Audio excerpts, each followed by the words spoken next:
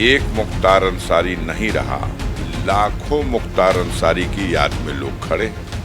देखिएगा गाजीपुर के चुनाव का रिजल्ट। कुछ चैनलों ने इतना कमा लिया है कि दुनिया के कई देश उनके बराबर उनकी औकात नहीं होगी। वो है भारत सरकार के खजाने से अरबों खरबों रुपया निकाल के विज्ञापन में दिया जा रहा है। देखिए जनता का फैसला आ रहा है 18वीं लोकसभा के लिए।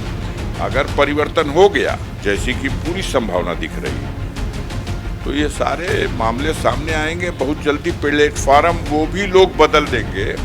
2024 के लोकसभा चुनाव की शुरुआत हो गई है। उत्तर प्रदेश में तमाम ऐसे सीट है जो चर्चा का विषय बने हुए, लेकिन इस बीच अगर बात कही जाए गाजीपुर सीट को लेकर तो काफी ज्यादा हलचल मची हुई है कि गाजीपुर सीट से कौन जीत हासिल करता है। बातचीत करने के लिए हमारे साथ सपा के प्रत्याशी यानी कि मौजूदा यहाँ के सांसद हमारे साथ अफजाल अंसारी जी मौजूद हैं और इनको सपा ने फिर से टिकट भी दिया है 2019 के लोकसभा चुनाव में यहाँ से चुनाव लड़ने के लिए। बातचीत करेंगे, जानने का प्रयास करेंगे कि यहाँ पर किस तरीके का चुनावी माहौल चल रहा है। सबसे पहले सर आपका टीवी 24 चैनल पर स्वागत है। आपका भी स्वागत है गाजीपुर में। गाजीपुर की जनता की ओर से हम आपकी पूरी टीम का स्वागत करते हैं। ठीक है सर, पहला सवाल यही करना चाहूँगी, भाजपा और अगर बात कहिए बसपा पार्टी की जो प्रत्याशी हैं और आप समाजवादी पार्टी से इस बार आपको टिकट मिला है, बसपा से मौजूदा सांसद भी रहे हैं, समाजवादी पार्टी में आप इस वक्त शामिल हो गए हैं, कैसा चुनावी माहौल देख रहे हैं यहाँ का, किस तरीके का मुकाबला है? देखिए, जनता के बीच में उपस्थिति दर्ज कराना और जनता से अपने लिए समर्थन हासिल करने का प्रयास करना, ये सभी पार्टियों के कार्यकर्ता और प्रत्याशी लगातार ये कर रहे हैं। अब जनता का मूड आप लोग आसानी से जांच सकते हैं। आप आए हुए हो, आप गाजीपुर में घूमिए, देखिए क्या है जनता का मूड। फैसला जनता को देना है, हम लोग अपना प्रयास कर रहे हैं। बिल्कुल, आपने जो बात कहा वो तो सही कहा कि हम लोग जानेंगे सुनेंगे गाजीपुर की जनता क्या कह रही है, पर आपको क्या लग रहा है सर, जो लगातार आप जो कार्य करते हुए आ रहे हैं 2019 में जिस तरीके से आपने जीत हासिल किया, उससे क्या लग रहा है, क्या जनता प्रभावित है? देखिए, इस बारे में बेहतर है कि जनता से समझिए आप। कोई भी प्रत्याशी अपने लिए यही कहता है कि हम तो अच्छा कार्य। कुछ दिनों पहले काफ़ी ज़्यादा इस सीट की चर्चा हो रही थी कि अफजाल अंसारी अपनी बेटी नुसरत अंसारी को चुनाव लड़ाने वाले हैं, लेकिन बाद में फाइनल जो लिस्ट निकल कर आया, आप ही का नाम आया। उस मामले पर क्या कहना चाहते हैं कि काफ़ी ज़्यादा वो चर्चा का विषय बना हुआ था? चूँकि हमको बसपा के प्रत्याशी या भाजपा के प्रत्याशी से उनसे बाद में लड़ना पड़ता है। पहले हमें कुछ अजीब तरह का, हमारी बदकिस्मती है कि मीडिया के भाइयों से ज़्यादा लड़ना पड़ जा रहा। सर, मीडिया के भाइयों से क्या हुआ? अब ये किसने बात उठाई, ये किसने इस बात को मुद्दा बनाया? निर्वाचन आयोग में एक व्यवस्था है कि दो लोग एक पार्टी के कैंडिडेट हो सकते हैं, एक मेन कैंडिडेट, एक substitute candidate. Main candidate Afzal Ansari, substitute candidate Nusrat Ansari. जब मेन कैंडिडेट का पर्चा वैध हो जाएगा तो सब्स्टिट्यूट कैंडिडेट अपने आप उसका पर्चा कैंसिल हो जाएगा, लेकिन इसको पूरा बनाया गया। तो वो है, वो हमारा प्रयास तो ये था कि ये चुनाव ही लड़ सके। उसके पहले की कहानी लंबी हो जाएगी। सब मिला करके आपकी इच्छा थी कि नहीं सर? आपकी इच्छा थी कि नहीं? इच्छा मतलब आपकी इच्छा थी कि नहीं कि हाँ इस बार बेटी ही चुनाव लड़े, ऐसी आपकी इच्छा थी कि नहीं? मैं ये जानना चाहती हूँ। नहीं, हम अपनी बेटी को अपना उत्तराधिकारी घोषित कर चुके हैं। हम जब नहीं लड़ने लायक रहेंगे तो बेटी हमारी लड़ेगी, लेकिन उससे पहले जनता के बीच में अगर वो घूम रही है तो सबसे ज़्यादा दिक्कत मीडिया के लोगों को हो रही है। ऐसा क्यों हो रहा है, ऐसा क्यों? हमारी इच्छा थी कि नहीं, हम तो अभी खुद चुनाव लड़ने की इच्छा रखते हैं, चुनाव लड़ रहे हैं। हाँ, इसमें यह औचित्य कहाँ बनता है कि आपकी इच्छा थी कि नहीं? ठीक है सर, जिस तरीके से बातचीत जो हमने गाजीपुर का सुना जाना उस हिसाब से हमने आपसे सवाल किया। हाँ, आपने मीडिया वालों को लेकर एक नहीं दो बार बोला कि ये मीडिया वालों का ही देन है। कुछ मीडिया, हाँ कुछ मीडिया सर, सब नहीं शामिल होते हैं। अगला जो मैं सवाल आपसे करना चाहती हूँ आपके भाई मुख्तार अंसारी जी को लेकर, उनकी मौत के बाद सर वो स्वर्ग में चले गए। जी बिल्कुल, जन्नत में चले गए जी। कंट्रोवर्सी इस बात को लेके है। बिल्कुल नहीं सर, मैं ये नहीं करना चाहती हूँ, मैं समझ रही हूँ जो चुनाव जो होता है सर, आप जैसे राजनीतिक पार्टियों में रहने वाले व्यक्तियों के लिए बहुत बड़ा ये समय होता है, काफ़ी ज़्यादा हलचल भी मची होती है कि कौन कहाँ से कैसे जीत रहा है। और इस बीच मुख्तार अंसारी अपने आप में एक बहुत बड़ी हस्ती थे वो, उनको लेकर मैं जानना चाहती हूँ सर कि किस तरीके का आप कमी महसूस ऑब्वियसली बातें कर रहे हैं, लेकिन फिर भी जानना चाहती किस मामले में आप उनको हस्ती मानती हैं? जी। कंट्रोवर्सी ये थी कि कुछ मीडिया के साथियों ने इस तरह का बना दिया माहौल कि मुख्तार अंसारी एक माफिया हैं। सरकार की तरफ से इसके संबंध में अलग बार बार इस अपने नज़रिए आए। बहुत से उनके परिवार या चाहने वाले उनको एक अपने लिए एक बेहतर जनप्रतिनिधि, अपना अगुआ, अपना नेता, अपना मसीहा मानते हैं। बहुत से लोग ये सवाल खड़ा होता रहा, लेकिन जीवन समाप्त हो जाने के बाद अगर किसी को याद किया जाए तो ये समझिए कि अभी वो ऐसे ही लोगों को अमर कहा जाता है जो मर तो गए लेकिन चर्चा का हिस्सा बने हुए हैं।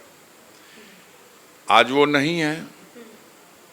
अब लगातार मीडिया इस बात को प्रचारित कर रहा, बोर्ड लगा लगा करके मुख्तार विहीन चुनाव। आप सबको पता है मुख्तार जेल में थे 18.5 साल से, और इस 18.5 साल के दौरान वो 4 बार अपना चुनाव लड़े, विधानसभा मऊ से पर्चा भरे और जनता ने उन्हें जिताया।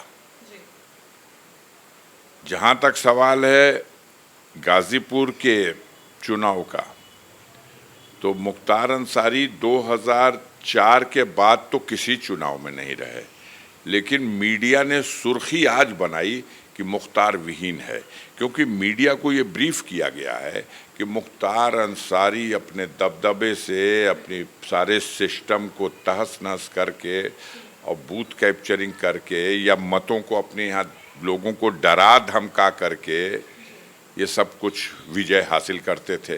तो आपका पूछने का मतलब है अब तो नहीं, अब क्या होगा? नहीं सर, आपने कहा कि तो 4 तारीख को, अब तो 4 को एक फैसला आएगा। मैंने अभी भी आपसे कहा आज भी आप पता कर लो और 4 तारीख को भी गाजीपुर का रिजल्ट पता कर लेना। नहीं, आपने कहा सर कि कुछ लोग उनको अपना मसीहा मानते थे, कुछ लोग उनको माफिया मानते थे। ठीक है, वो अपना अपना सबका मानने का सोच है, हम उसको नहीं बदल सकते हैं। लेकिन सर जीवित तो थे जेल में ना, ये तो था कि हमारे भाई, जैसे कि आपके हिसाब से कि आपके भाई जीवित, मैं उस हिसाब से पूछी हूँ ना कि सर मेरा ये है कि कुछ अलग से क्रिएट गलत था। आज का क्या मतलब? एक अलग बात हो गई सर। अच्छा साहब जीवित थे तो अब तो वो जीवित भी नहीं रह गए। बस इसी कमी को मैं पूछना चाहती हूँ सर कि कमी तो होगी जाहिर सी। कौन सी बात है किसी की भुजा कट जाए और आप कहिए कि आपको कमी क्या है, लेकिन अब 4 तारीख बता, उनके बगैर कैसा देख रहे हैं सर? अरे भाई उसके बगैर आदमी असहाय है। बस यही मैं आपसे जानना चाह रही थी सर। उनके बगैर आदमी असहाय है, आप यही प्रदर्शित करते हैं और यही वजह है कि आज जनता एक मुख्तार अंसारी नहीं रहा, लाखों मुख्तार अंसारी की याद में लोग खड़े हैं। देखिएगा गाजीपुर के चुनाव का रिजल्ट। ठीक है, अगला सवाल ये करना चाहती हूँ आपसे, अभी तक 2019 में जो आपने जीता और जितना भी कार्य यहाँ की जनता के लिए आपने किया, क्या कुछ कमी ऐसी रह गई है जो आपको लग रहा है कि इस बार जीत हासिल करने पर उसको फुलफिल करेंगे? बस जो किया और जो करेंगे ये गाजीपुर की जनता जानती है। 268 किलोमीटर 268 किलोमीटर 198 करोड़ रुपए की लागत से गाजीपुर के लोकसभा क्षेत्र गाजीपुर में मेरे प्रस्ताव पर पीएमजीएसवाई योजना के अंतर्गत सड़कें स्वीकृत हुई, धन आया और बन गई, जिनका शिलान्यास और उद्घाटन भी मैंने कर दिया। 194 किलोमीटर और सड़क सारे प्रस्ताव बन गए थे। चुनाव आयोग की घोषणा हो गई, इसलिए टेंडर नहीं हो सका। किसी भी पूर्वांचल के पूरे क्षेत्र में किसी भी एक क्षेत्र में इतनी सड़कें निर्माण हुई हों तो इसका आप जरा अध्ययन करिएगा। अब इसको पूछिएगा, कई साथी ये कहेंगे कि ये जो सड़कें बनी 268 किलोमीटर ये तो पीएमजीएसवाई योजना में बनी है। उनसे कहिए पीएमजीएसवाई योजना की गाइडलाइन पढ़ें। क्षेत्र का सांसद इसका प्रस्ताव देने वाला होता है और अनुमोदन भी वही करता है। तो अब कहा जाएगा कि ये बजट तो भारत सरकार से आया था, ग्राम विकास मंत्रालय से आया था, लेकिन माने हम अपने घर से नहीं बनवाए, ये कह करके इस कार्य को छुपाने का प्रयास होगा। लेकिन मैं आपसे पूछता हूँ, गंगा नदी पर जो ब्रिज बना, माननीय प्रधानमंत्री जी आज आए थे, उसका अपनी उपलब्धि बता के गए। वो प्रस्तावित था विश्वनाथ सिंह गहमरी के कार्यकाल का, बना इस गवर्नमेंट में, लेकिन पैसा कहाँ से आया था? अमेरिका से कि लंदन से कि भारत की सरकार से? जो उन लोगों के माध्यम से कोई कार्य प्रस्तावित हो, स्वीकृत हो और संपन्न हो जाए तो वो उन लोगों ने करा दिया। और जो मेरे रीजन में मेरे प्रस्ताव पर प्रस्तावित हो, स्वीकृत हो और मैंने करा दिया तो भारत सरकार करा रही है। ये अजीब मापदंड है। मनोज सिन्हा जो एलजी दिल्ली के हैं, पिछली बार चुनाव लड़े, 2 बार हमसे लड़ चुके। 2004 14वीं लोकसभा में पराजित हुए, दूसरी बार लड़े 17वीं लोकसभा के लिए 2019 में, फिर पराजित हुए। लेकिन जो मीडिया के कुछ लोग हैं वो कहते हैं वो विकास पुरुष थे। अगर वो विकास पुरुष थे तो वो इस बात का जवाब देंगे कि जब वो संचार मंत्री थे तो 4 लाख करोड़ रुपए की लागत की भारत सरकार की यह दूर संचार व्यवस्था जिसमें बीएसएनएल था, इसको मिट्टी में किसने मिलाया? कौन मंत्री था? और वो जियो का नया नेटवर्क जो जमीन में तैर रहा था उसे आकाश की बुलंदियों तक पहुंचाया।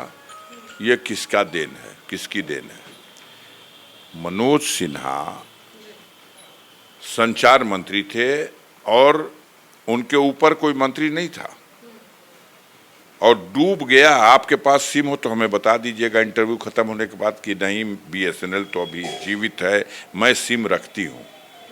मेरा दावा है आप भी सिम नहीं रख सकती अब बीएसएनएल का। और ये सत्य है कि बीएसएनएल बेस्ट टेक्नोलॉजी, बेस्ट मशीनें और आकाश में हमारी सैटेलाइटें और हमारा टावर जमीन में धंस गया। इसमें बहुत बड़ा घोटाला हुआ है। जियो को आकाश की बुलंदी तक ले जाने में और भारत सरकार का जो सिस्टम था उसको मिट्टी में मिलाने में। इस विकास के लिए किसे, इस विनाश के लिए किसे सुपुर्द किया जाएगा? हाँ, है अंदाज आपका। गंगा नदी के पुल, रेल कम ओवर ब्रिज एक अच्छा साधन दिया आपने।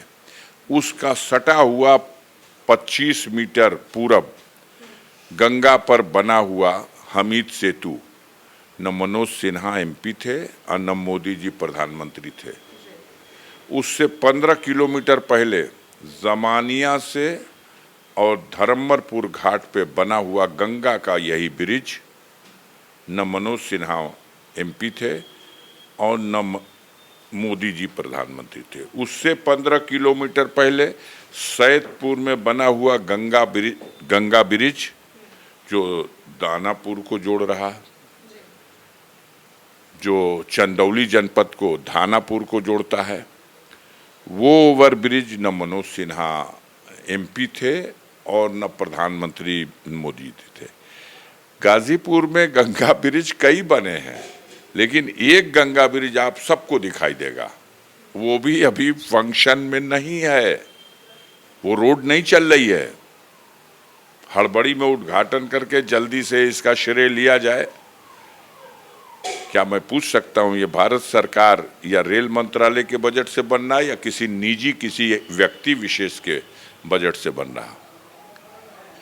बड़ा झट से कहा जाता है अफजाल ने क्या किया। 268 किलोमीटर सड़क का जब, अरे वो तो भारत सरकार का पैसा था।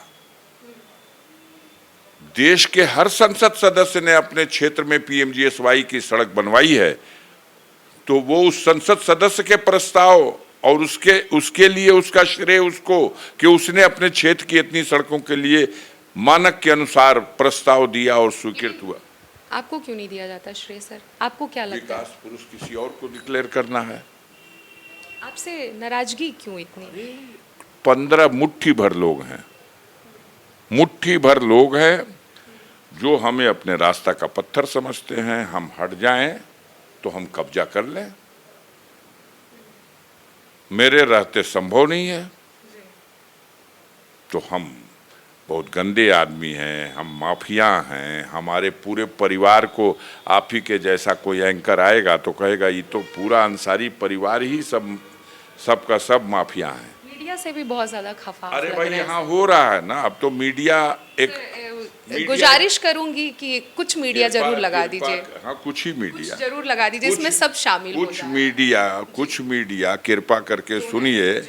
पहले हम लोग अपने जब छात्र जीवन में थे और उसके बाद राजनीति में सक्रिय हुए, तो प्रधानमंत्री आने वाला है तो तमाशा देखने के लिए गांव के लोग आते थे। मीटिंग सुने या न सुने, हेलीकॉप्टर देख लेंगे। मुख्यमंत्री आने वाला है, हजारों की भीड़ लग जाती थी। वो सभा स्थल पे न जाते थे, बल्कि वो उसी गोलाई को घूम के देख रहे हैं, बैरिकेटिंग के किनारे खड़े हैं कि एक हेलीकॉप्टर आया है। आज इस आजाद भारत में एंकर हेलीकॉप्टर लेके उड़ रहा है और जिलों जिलों का दौरा कर रहा है। अब जनता अवाक है कि भाई कलयुग, घोर कलयुग आ गया। आपको खबरें हेलीकॉप्टर से उड़ने से मिलेंगी या जमीन पे चलने से मिलेंगी? हो सकता है सर जल्दी पहुंचने के लिए। बहुत जल्दी। अब वो प्रधानमंत्री और मुख्यमंत्री की जल्दीबाजी से भी बड़ी जल्दीबाजी अगर आपकी है तो हम समझ सकते हैं कि आप चौथे स्तंभ हो, आपको अधिकार है, आपके पास इतना पैसा है, आप कुछ चैनलों ने इतना कमा लिया है कि दुनिया के कई देश उनके बराबर उनकी औकात नहीं होगी।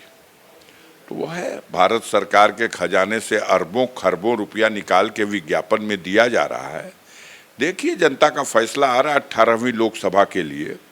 अगर परिवर्तन हो गया, जैसी कि पूरी संभावना दिख रही, तो ये सारे मामले सामने आएंगे बहुत जल्दी। प्लेटफॉर्म वो भी लोग बदल देंगे जो लोग इस सरकार को इसकी कमियों को छुपाने में और इनके तिनके की बराबर भी कोई उपलब्धि हो तो उसको पहाड़ दिखाने में पूरा अपना योगदान देते रहे।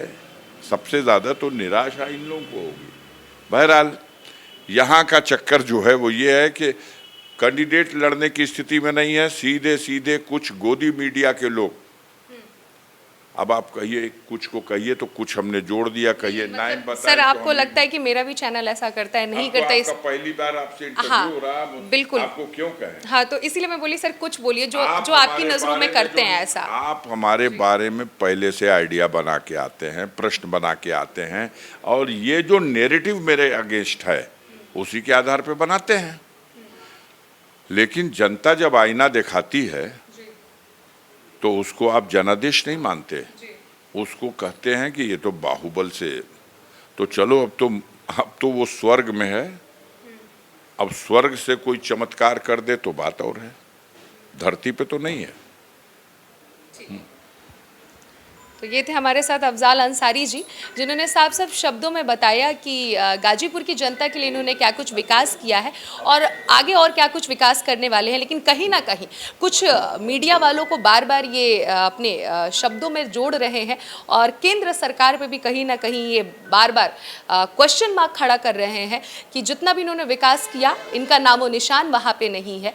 कहीं ना कहीं इनकी नाराज़गी है। अब देखना ये होगा कि इन सभी जिस तरीके से इन्होंने कठिनाइयों को गिनाया, इन कठिनाइयों के बीच में अफजाल अंसारी गाजीपुर से 2024 के लोकसभा चुनाव में जीत हासिल कर पाते हैं। नहीं, 4 जून को मामला क्लियर हो जाएगा। कैमरा पर्सन हर्ष के साथ अनन्या मिश्रा, टीवी 24 गाजीपुर।